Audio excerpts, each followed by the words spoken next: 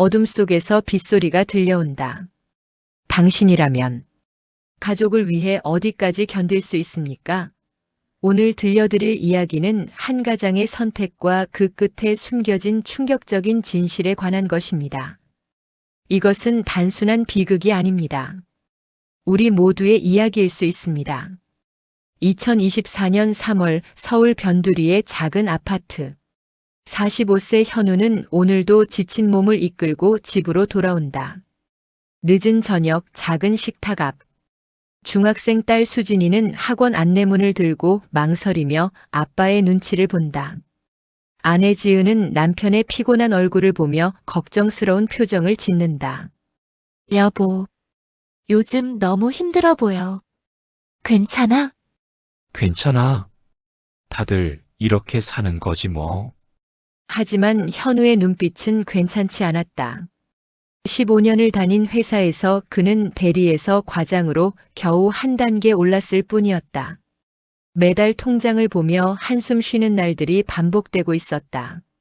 아빠, 이번 학원비는 괜찮으면 말을 잇지 못하는 딸을 보며 현우의 가슴이 철렁 내려앉는다. 그때였다. 현우에게 한 통의 전화가 걸려온다. 헤드헌터였다. 현우 과장님, 좋은 기회가 있습니다. 중견 IT 기업 팀장 포지션입니다. 연봉은 현재보다 40% 이상 높고요. 그날 밤 현우는 잠을 이루지 못했다. 더 나은 살. 아이에게 원하는 것 다 해줄 수 있는 살. 내가 진짜 가장이 되는 살. 다음 날 아침 식탁에서 현우는 조심스럽게 말을 꺼낸다. 있잖아. 내일 면접 보기로 했어. 지금보다 연봉이 훨씬 좋고 팀장 자리야. 정말? 근데 15년이나 다닌 회사를 그냥. 수진이 고등학교 올라가면 돈 더 들잖아. 이제는 진짜 가장 노릇해야지. 가장에게 선택권이란 없다. 오직 책임만 있을 뿐. 현우는 그렇게 믿었다. 하지만 그는 몰랐다. 그 선택이 어떤 결말을 가져올지. 2주 후 현우의 첫 출근 날이다. 새 건물 앞에 선 현우. 그의 얼굴에는 긴장감과 기대감이 섞여 있다. 넥타이를 다시 한번 매만지고 건물 안으로 들어선다. 안녕하세요, 팀장님. 저희 마케팅 팀입니다. 잘 부탁드립니다. 오, 이력서 보니까 대단하시던데요. 많이 배우겠습니다. 분위기는 좋았다. 팀원들도 호의적이었고 사무실도 쾌적했다. 현우는 역시 오길 잘했어라고 생각했다. 그때였다. 무거운 발소리와 함께 문이 열리고 한 남자가 들어온다. 50대 초반 말끔한 정장 차림의 도경 이사. 하지만 그의 눈빛은 싸늘했다. 아, 새로운 팀장? 네. 안녕하십니까, 이사님. 현우입니다. 악수를 청하는 현우의 손을 도경은 잠시 쳐다보다가 가볍게 맞잡는다. 그리고 주변 직원들이 다 듣도록 크게 말한다. 팀장, 가족 있는 사람이 이 바쁜 부서에서 책임질 수 있겠나? 정적이 흐른다. 직원들이 숨을 죽인다. 현우는 어색하게 웃으며 대답한다. 최선을 다하겠습니다. 최선? 여기는 최선만으로는 안 돼. 가족 있으면 집안일도 신경 써야 하고, 저녁 6시 되면 퇴근하고 싶을 텐데, 그것은 시작에 불과했다. 첫날부터 도경은 현우에게 과도한 업무를 지시한다. 오후 5시 50분에 내일 아침까지 제출해야 하는 50페이지 보고서를 던져준다. 가장이면 이 정도는 할 수 있어야지. 아, 맞다. 내일 아침 7시에 출근해서 내 아침 식사 준비해놔. 팀장이면 그 정도는 해야지. 네. 왜 못하겠어? 아닙니다. 하겠습니다. 그날 밤 현우는 새벽 2시까지 보고서를 작성하고 다음 날 아침 6시 30분에 출근해서 도경 이사의 샌드위치와 커피를 준비했다. 새 시작은 늘 설렘과 두려움이 함께 온다. 하지만 이 정도일 줄은 몰랐다. 입사 3주차. 현우는 점점 이상함을 느끼기 시작한다. 10명의 임원과 팀원들이 모인 대규모 회의. 현우가 준비한 마케팅 전략 프레젠테이션이 진행된다. 이번 분기 목표 달성을 위해서는 온라인 채널 강화가 필수적입니다. 이에 따라 발표는 순조롭게 진행된다. 팀원들도 고개를 끄덕인다. 하지만 잠깐 도경의 목소리에 회의실이 얼어붙는다. 이게 뭐야? 이 전략으로 뭘 하겠다는 거지? 이사님, 시장 조사 결과를 보시면. 시장 조사? 이딴 걸 조사라고 했어? 이거는 다 망한 거야. 팀장님, 집안일 하느라 보고서 제대로 못 본 거 아니지? 주변 임원들 사이에서 미묘한 웃음이 흘러나온다. 아, 맞다. 어제 밤에 아이 재우느라 정신 없었겠네. 가장이니까. 굴욕적인 침묵이 흐른다. 현우의 얼굴이 붉게 달아오른다.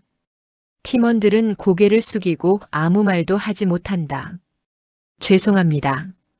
다시 준비하겠습니다. 다시. 언제?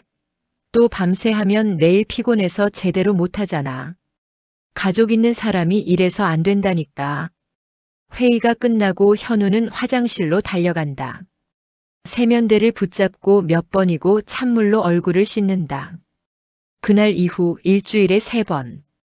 도경은 회의 때마다 현우를 똑같은 방식으로 모욕했다. 가장, 가족, 책임이라는 단어를 무기처럼 휘둘렀다.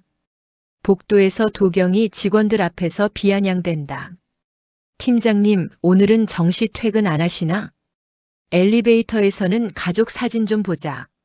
어디 이 사람들 때문에 고생하시네. 화장실에서 우연히 만나면 연봉 많이 받는 만큼 일해야지. 아이 학원비 벌려면. 현우는 매번 웃으며 넘겼다. 아니, 넘기려 했다. 하지만 그의 손은 점점 더 강하게 주먹을 쥐고 있었다. 밤 10시 현우가 집에 돌아온다. 수진이는 거실 소파에서 졸고 있다. 수진아, 왜 안 자고 있어? 아빠 기다렸어. 아빠 이거. 수진이가 조심스럽게 안내문을 내민다. 해외 문화체험 프로그램 120만 원. 괜찮으면 가고 싶은데. 안 가도 돼. 다른 애들도 안 가는 애들 많아. 하지만 현우는 딸의 눈빛을 안다. 가고 싶다는 걸. 친구들이 다 간다는 걸. 아빠가 알아볼게. 당연히 가야지. 진짜? 고마워 아빠. 수진이가 방으로 들어간 뒤 현우는 소파에 주저앉는다. 여보, 괜찮아? 요즘 회사 얘기는 왜 안 해? 전에는 맨날 회사 이야기 했잖아. 응? 아, 바빠서 그래. 새 회사라 적응하느라. 그래도 너무 힘들어 보여. 얼굴이 왜 이렇게 상했어? 괜찮아. 금방 적응할 거야. 연봉도 많이 올랐잖아. 수진이 가고 싶은 거 다 시켜줄 수 있어. 현우는 억지로 웃는다. 하지만 그의 눈가는 떨리고 있다. 현우는 가족에게 걱정을 끼치고 싶지 않았다. 가장이니까. 버텨야 하니까. 하지만 사람은 얼마나 견딜 수 있을까? 지은과 수진이 잠든 새벽 1시. 현우는 거실 바닥에 앉아 노트북으로 또 보고서를 수정하고 있다. 핸드폰에 카톡이 온다. 도경 이사팀장, 아직 안 주무셨죠? 내일 아침 보고 자료 오타 많던데. 다시 확인. 현우의 손이 멈춘다. 눈물이 핸드폰 화면에 떨어진다. 입사 2개월째. 현우는 서서히 진실을 알게 된다. 회의가 끝난 후 복도. 팀원 세진이 현우를 조용히 불러 세운다. 주변을 살피며 작은 목소리로 말한다. 팀장님, 죄송한데 잠깐 할 말이 있어요. 응? 무슨 일이야? 사실, 이사님 전에 다른 팀장님도 그렇게 몰아냈어요. 뭐? 작년에 계셨던 김 팀장님 기억하세요? 아, 팀장님은 모르시겠다. 그분도 가족 있는 40대셨어요. 딱 2달 버티시고 정신과 치료받으러 가시다가 결국 세진의 목소리가 떨린다. 결국 퇴사하셨어요. 그때도 이사님이 똑같이 하셨어요. 가족 얘기하면서 책임 운운하면서. 더 심했어요, 사실. 그럼 회사는 뭐라고 했어? 아무 말 없었어요. 다들 알면서도 모른 척 했어요. 이사님 힘이 세거든요. 경영진이랑 친하고. 그 순간 현우는 깨닫는다. 문제는 자신이 부족해서가 아니었다는 것을. 이것은 치밀하게 계획된 한 사람을 파괴하는 과정이었다는 것을. 그럼 왜 아무도 안 말려? 저희도 먹고 살아야 하니까요. 죄송해요, 팀장님. 그리고 드디어 도경은 넘지 말아야 할 선을 넘는다. 도경이 현우를 이사 집무실로 부른다. 팀장 앉아. 책상 위에 현우의 핸드폰 사진이 출력되어 있다. 현우의 SNS 사진들이다. 가족 여행 사진, 딸의 학교 사진. SNS 관리 좀 하지. 회사 다니는 사람이 이런 거 다 올리면 어떡해. 아, 이게 딸이구나. 예쁘네. 고등학생? 중학생입니다. 아, 그럼 곧 고등학생이네. 돈 많이 들겠다. 그래서 이직한 거지. 아이 학원비 때문에. 현우의 표정이 굳는다. 그러면 실적 내야지. 아니면 다시 옛 회사로 돌아가든가. 도경이 일어나 현우의 어깨를 툭툭 친다. 열심히 해. 딸 위해서라도. 그날 이후 상황은 더 악화된다. 회식 자리에서 도경의 운전기사 역할을 하는 현우. 주말 새벽 도경의 개인적인 용무로 호출되는 현우. 가족 보고 싶지? 그럼 빨리 일 끝내 비아냥대는 도경. 어느 금요일 밤 도경이 현우를 호출한다. 팀장, 지금 어디야? 집입니다, 이사님. 나와. 강남에 미팅 있는데 운전 좀 해줘. 대리 부를 필요 없잖아. 이사님 죄송하지만 오늘은. 왜 가족이랑 있어서? 월급 받고 싶으면 나와. 새벽 2시 현우는 도경의 운전기사가 되어 강남의 한 호텔 앞에 선다. 차 안에서 3시간을 기다린다. 도경은 다른 여자와 나온다. 잘 기다렸지? 이런 게 알리바이야. 가족 있는 사람이 해줄 수 있는 거. 그 순간 현우의 무언가가 부서진다. 입사 3개월째. 어느 금요일 밤. 사무실에는 현우 혼자만 남아있다. 컴퓨터 모니터 불빛만이 그의 얼굴을 비춘다. 눈 밑에 다크서클이 짙게 내려앉아 있다. 핸드폰에 카톡이 온다. 도경 보고서 아직이야? 현우 지금 마무리 중입니다. 도경 가장은 밤새 일해야지. 그게 책임이잖아. 아이 학원비 벌려면 열심히 해야지. 현우의 손이 떨린다. 키보드를 치다가 멈춘다. 새벽 1시. 도경 아직도 안 보냈네. 이래서 가족 있는 사람은. 새벽 2시. 도경 자는 거 아니지? 내일 아침 7시 보고 맞춰놔. 새벽 3시. 현우는 의자에서 일어나 창가로 걸어간다. 26층. 서울의 야경이 펼쳐진다. 핸드폰을 꺼내 메모장을 연다. 혹시 일이 생기면. 도경을 의심해. 저장을 누르고 현우는 창밖을 멍하게 내려다본다. 사람은 견딜 수 없는 순간이 오면 스스로를 놓아버린다. 그것이 유일한 선택처럼 느껴질 때 문득 핸드폰에서 따뜻한 알림음이 울린다. 아내 지은의 카톡이다. 여보 아직도 이래? 힘들겠다. 수진이가 아빠 보고 싶대. 사랑해. 현우의 눈에서 눈물이 흘러내린다. 핸드폰을 꽉 쥔다. 미안해. 수진아. 지은아. 아빠가 너무 약해서. 또 다른 알림음. 도경의 카톡이다. 야, 아직도 안 보냈어? 내일 아침 너 각오해. 그 순간 현우는 모든 것을 내려놓기로 결정한다. 창문이 열리는 소리, 바람 소리, 그리고 쾅. 2024년 6월 15일 오전 4시 23분. 현우는 회사 건물 아래에서 발견된다. 사이렌 소리, 혼란스러운 현장. 경찰차, 구급차가 도착한다. 회사 경비는 충격에 떨고 있다. 새벽에 갑자기 소리가 나서 26층 창문이 열려 있었어요. 당일 오전 10시 회사 긴급회의. 도경 이사를 포함한 경영진이 모여 있다. 이거 언론에 나가면 회사 이미지가 개인적인 문제로 처리하면 됩니다. 직장 스트레스와는 무관하다고. 하지만 밤 늦게까지 사무실에 있었다는데 야근은 자발적인 것이었습니다. 그 사람이 완벽주의 성향이 강해서 혼자 남아 있었던 겁니다. 그렇게 회사는 신속하게 움직인다. 당일 오후 전 직원에게 메일이 발송된다. 제목 직원 사고 관련 안내. 본사 마케팅팀 이현우 팀장이 개인적 사정으로 인한 불가피한 사고로 사망하였음을 알려드립니다. 고인의 명복을 빕니다.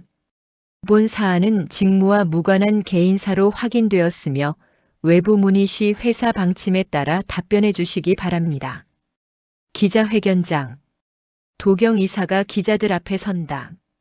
사망 전날 밤 늦게까지 회사에 있었다는 CCTV 기록이 있는데 직무 스트레스와 관련이 전혀 아닙니다. 저희 회사는 워라밸을 중시하며 야근은 철저히 자율입니다. 고인이 개인적으로 완벽을 추구하다 보니 늦게까지 일하신 것으로 보입니다. 팀원들 증언은 팀원들 모두 팀장님을 존경하고 따랐습니다. 안타까운 일이지만 개인의 선택을 회사가 막을 수는 없지 않습니까?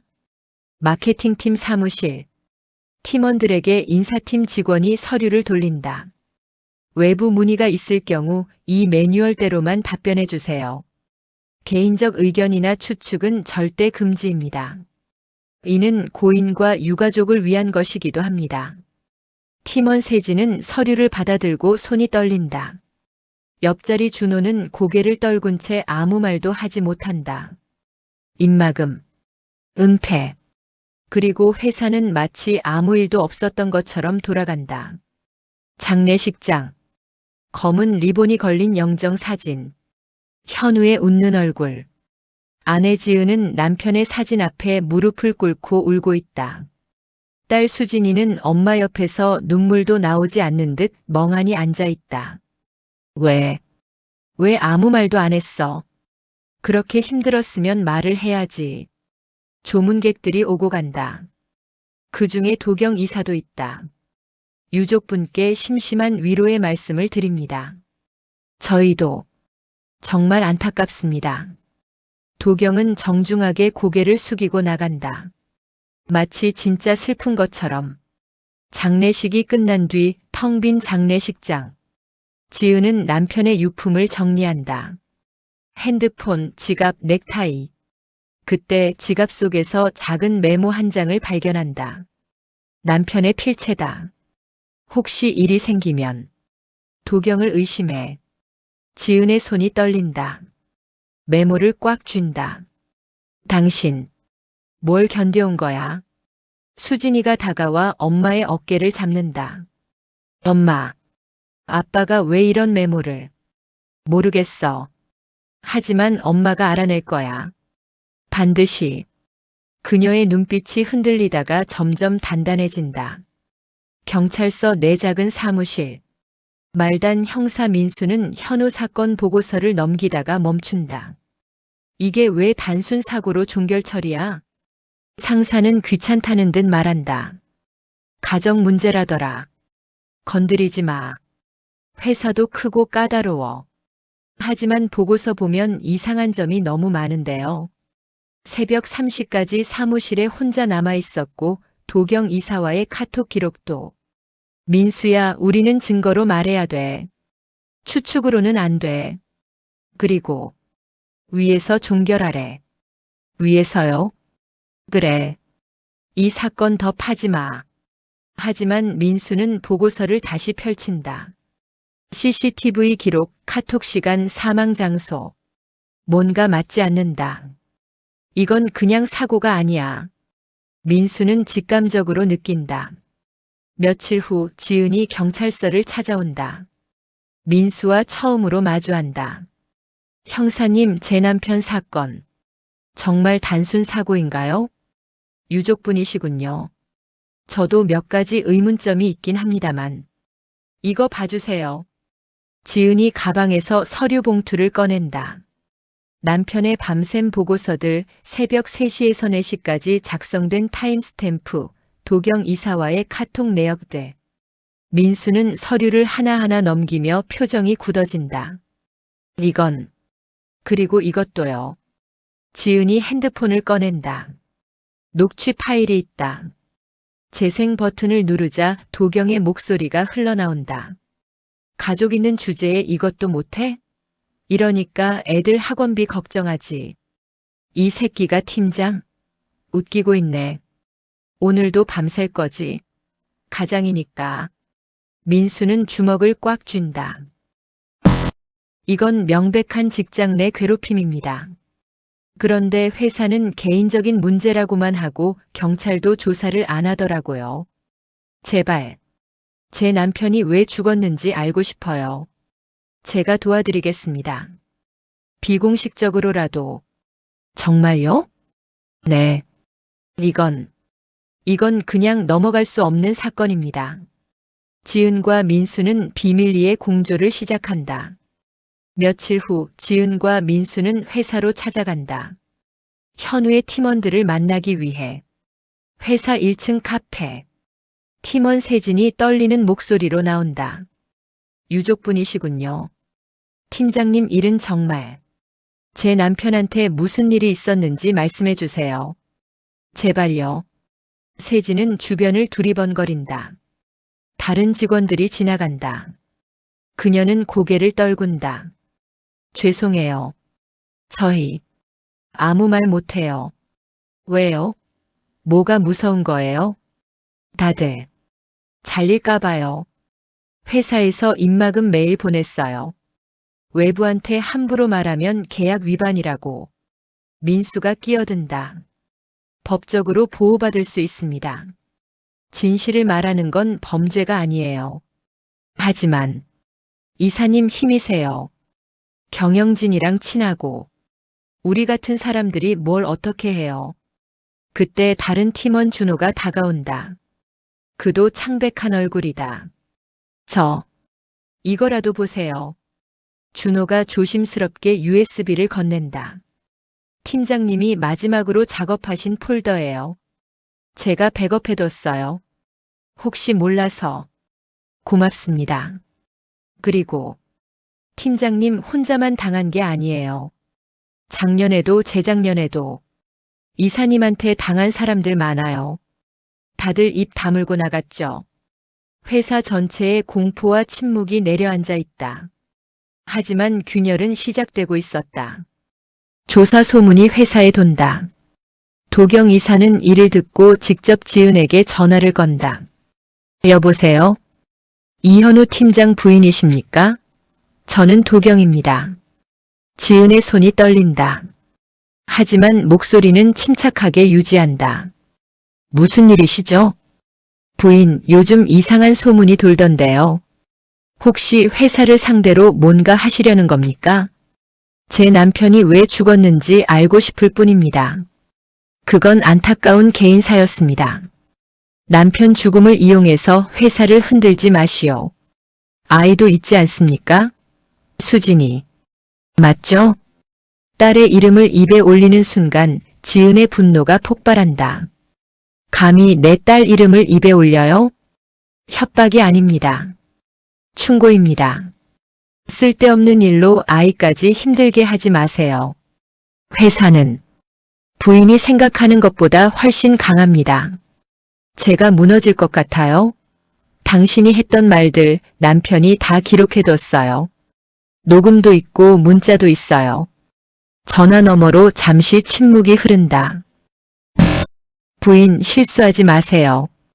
법정에서 만나면 부인이 더 힘들어집니다. 좋아요. 법정에서 봐요.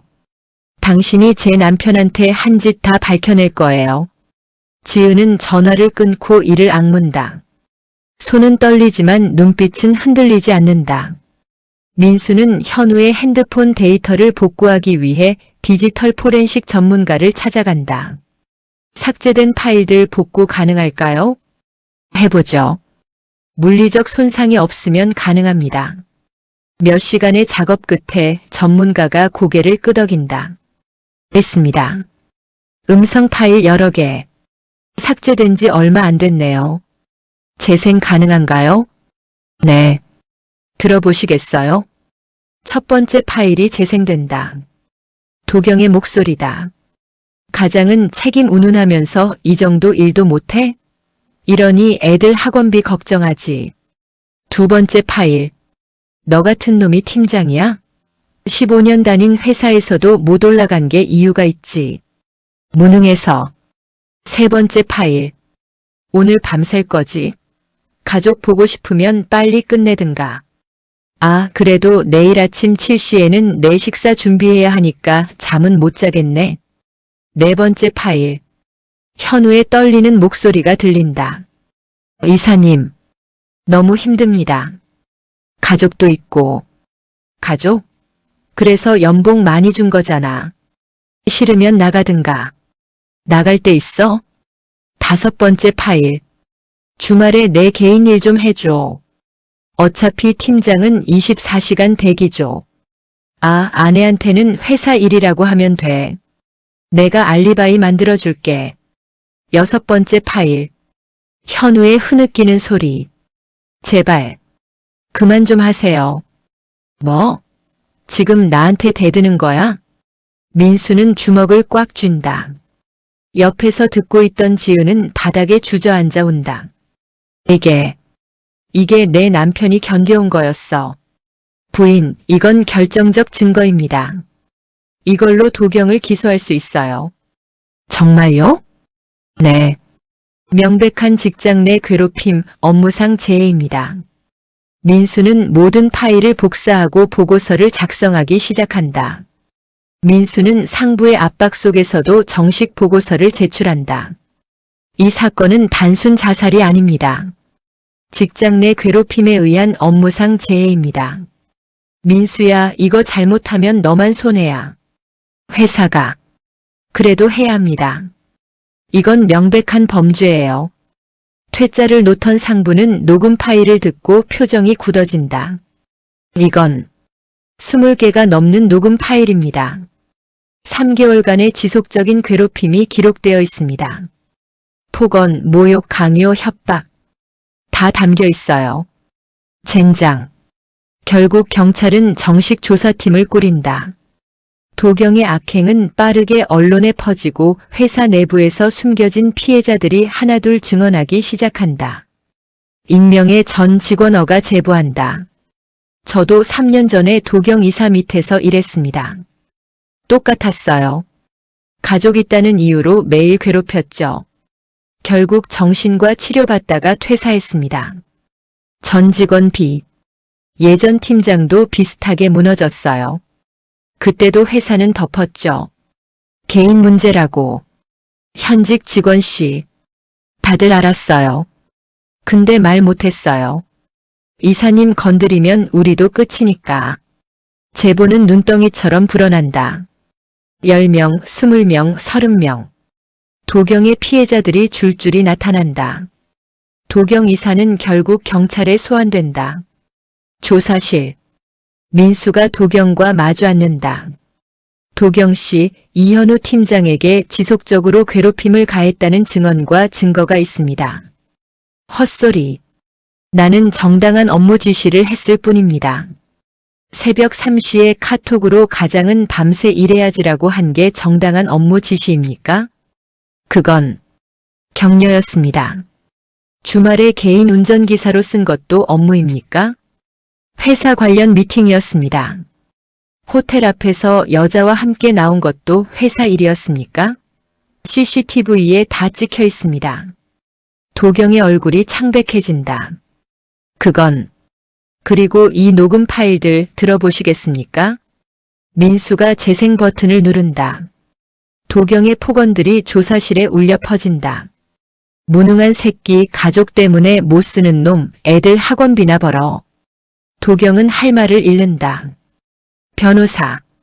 변호사 부를 때까지 진술 안 하겠습니다. 그러세요. 하지만 증거는 충분합니다. 여론이 들끓는다. SNS에는 현우를 기억합니다. 해시태그가 트렌드에 오른다.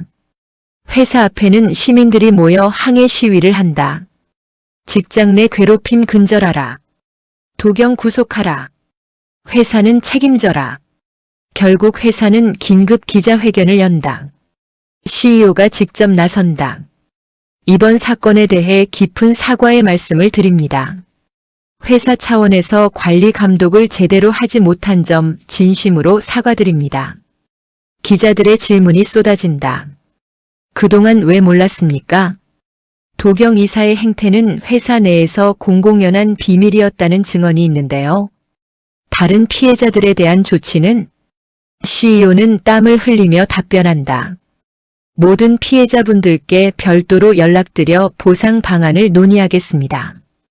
그리고 도경 이사는 즉시 해고 조치했습니다. 하지만 지은은 이것만으로는 만족할 수 없다. 그녀는 기자회견장에 직접 찾아간다. 카메라들이 그녀에게 집중된다. 유족분이십니까? 네. 저는 이현우의 아내 지은입니다. 지은은 떨리는 목소리로 말을 이어간다. 제 남편은 가족을 위해 최선을 다한 사람이었습니다. 더 나은 삶을 주고 싶어서, 딸에게 꿈을 이뤄주고 싶어서. 그래서 이 회사를 선택했습니다. 목소리가 점점 커진다. 하지만 이 회사는 제 남편을 죽였습니다. 한 사람의 괴롭힘을 방치했고 다른 직원들을 침묵시켰고 진실을 덮으려 했습니다. 남편은 회사를 위해 헌신한 직장인이었습니다. 그를 죽인 건 한 사람의 괴롭힘이 아니라 침묵했던 회사였습니다. 기자회견장이 숙연해진다. 저는 남편의 이름으로 묻겠습니다. 이 나라의 가장이라는 이유로, 책임져야 한다는 이유로 죽어가는 사람이 또 얼마나 됩니까? 지은의 눈에서 눈물이 흐른다. 하지만 목소리는 흔들리지 않는다. 6개월 후 법정. 도경 이사의 재판이 열린다. 방청석은 가득 찼다. 지은과 수진이, 민수 형사, 현우의 전 팀원들이 앉아있다. 검사가 최종 의견을 진술한다. 피고인 도경은 피해자 이현우에게 3개월간 지속적으로 괴롭힘을 가했습니다. 폭언, 모욕, 강요, 협박. 20개가 넘는 녹음 파일과 30명이 넘는 증인의 진술이 이를 입증합니다. 피고인은 피해자가 가족이 있다는 약점을 악용해 더욱 악랄하게 괴롭혔습니다. 새벽까지 일을 시키고 주말에 개인 용무를 강요하고 가족을 협박 수단으로 사용했습니다. 그 결과 피해자는 극단적 선택을 했습니다. 이는 명백한 직장 내 괴롭힘에 의한 업무상 재해이며 피고인은 상해치사죄에 준하는 처벌을 받아야 합니다. 변호인이 반박한다. 피고인은 정당한 업무 지시를 했을 뿐입니다. 피해자의 극단적 선택은 개인적 요인이. 변호인. 검사가 목소리를 높인다. 20개의 녹음 파일을 무시하십니까? 30명의 증인을 무시하십니까? 판사가 판결을 선고한다. 피고인 도경에게 징역 3년을 선고한다. 직장 내 괴롭힘으로 인한 사망 사건에 대해 중대한 책임이 있음을 인정한다. 또한 피해자 유족에게 3억 원의 손해배상을 명한다. 회사는 연대 책임으로 5억 원을 추가 배상하라. 방청석에서 박수가 터져나온다. 지은은 고개를 숙이고 조용히 운다. 수진이가 엄마를 꼭 안는다. 도경은 창백한 얼굴로 법정을 나간다. 하지만 그의 눈빛에는 여전히 반성의 기미가 보이지 않는다. 1년 후, 지은과 수진이는 현우가 마지막으로 일했던 회사 건물 앞에 서 있다. 손에는 꽃다발을 들고, 건물 앞에는 작은 추모비가 세워져 있다. 직장 내 괴롭힘 피해자 이현우를 추모하며, 우리는 기억합니다. 그리고 다시는 이런 일이 없도록 노력하겠습니다. 수진이가 꽃을 놓고 말한다. 아빠, 우리 잘 지내고 있어. 엄마가 아빠 대신 열심히 일하고 있고 나도 공부 열심히 해. 아빠 걱정 마. 지은이 딸의 어깨를 감싼다. 여보, 당신 덕분에 많은 게 바뀌었어. 직장 내 괴롭힘 처벌법이 강화됐고 많은 회사들이 제도를 개선했어. 당신의 희생이 헛되지 않았어. 멀리서 민수 형사가 다가온다. 유족분, 오늘 국회에서 이현우법이 통과됐습니다. 직장 내 괴롭힘 가해자에 대한 처벌이 대폭 강화됐어요. 정말요? 네. 현우 씨의 이름이 이제 법에 남게 됐습니다. 지은과 민수는 함께 건물을 올려다본다. 26층의 그 창문. 현우 씨가 마지막으로 바라봤던 풍경이죠. 네. 그때 남편은 뭘 생각했을까요? 아마도 가족 걱정이었을 겁니다. 끝까지 두 사람은 잠시 묵념한다. 그리고 지은이 말한다. 형사님 고마웠어요. 형사님이 아니었으면 진실은 영원히 묻혔을 거예요. 제가 한 건 제 일일 뿐입니다.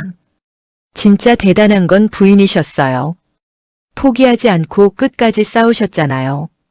제가 포기하면 남편이 견뎌온 고통이 아무 의미가 없어지는 거잖아요.